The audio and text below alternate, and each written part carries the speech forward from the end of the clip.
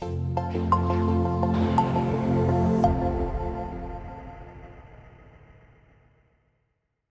everyone, it's Paulo Radatz with April, and in this video we are going to be conducting an analysis using the mitigation module. Let's go to the computer. What we have done in the last video was just to change the directory and load my own hosting capacity analysis settings. And now what we are going to do is to use the mitigation analysis interface that we can have by pressing the mitigation button. Let me just adjust here those interfaces.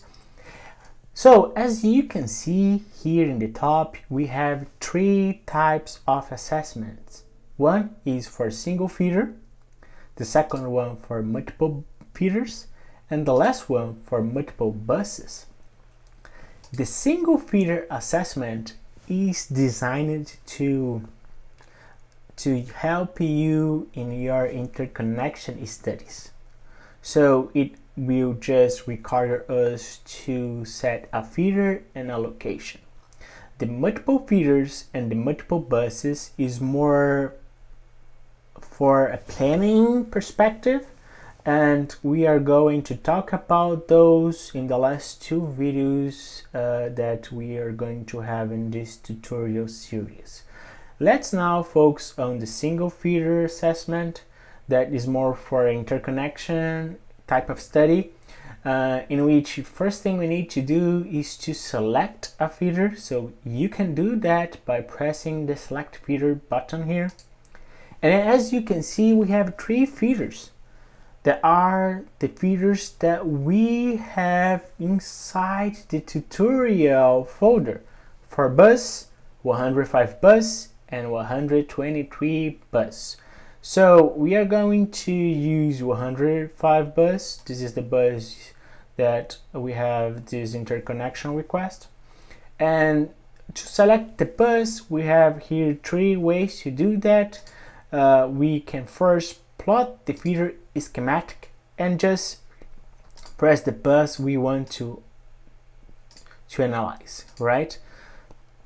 Other way you can do that, you could use the automated ways we have here to select the middle bus of the feeder or the end bus of the feeder. So we could do that.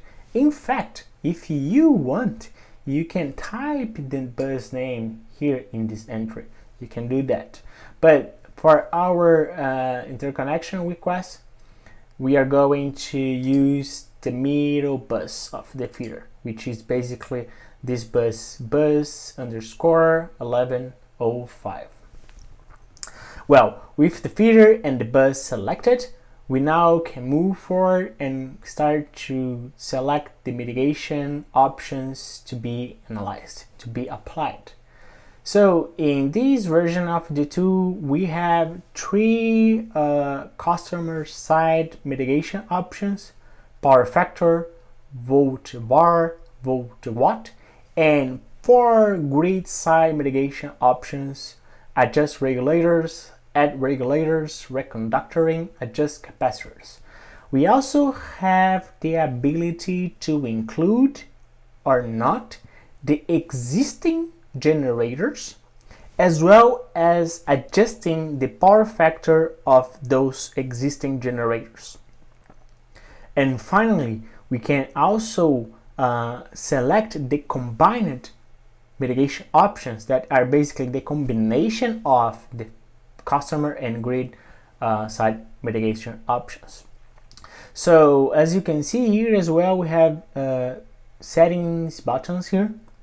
For each settings button, what we're going to have, for instance, for power factor, we're going to have the properties of this function, such as in this case the power factor value, reactive power priority, AC deceleration, as well as some kind of costs associated to this function. How much is to apply those functions? So we have here a few properties that we need to set to have this economic analysis too, right? So let's close it. In our case here, let's say that we can apply the following mitigation options. We can apply power factor, VOVAR, VOWAT, adjust regulator, or not, we don't need to adjust regulator, let's say just reconductoring, and then we can apply the combination of those, power factor reconductoring, VOVAR reconductoring, and that's it. So we now can process or conduct our analysis. So it's done, and I think that's all I have for this video, guys. In the next video, we are going to see how we can use the visualize mitigation button to use the other interface to see the results. Thank you so much for being with me here. See you in the next video.